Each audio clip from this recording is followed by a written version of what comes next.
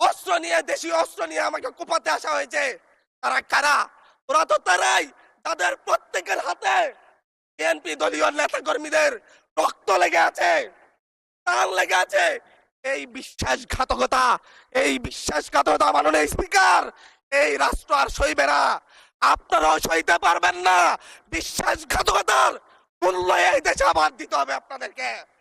আপনারা যারা আপনাদের ভাইদের রক্ত জড়িয়েছে, খুন করেছে, খুনের মামলা আছে, তাদেরকে আবার পুনর্বাসিত করে আমাদেরকে খুন করার জন্য লেলিয়ে দিচ্ছেন। চট্টগ্রাম থেকে এক সাংগঠনিক নেতাকে পাঠিয়েছে অস্ত্র সহ আমাদের লোকজনের উপর হামলা করতে। ভোটের দিন সকালবেলা থেকে প্রত্যেকটা ভোট কেন্দ্রে অস্ত্র দিয়ে মহড়া দিয়েছে। 30টা ভোট কেন্দ্রে এনসিপির প্রার্থী,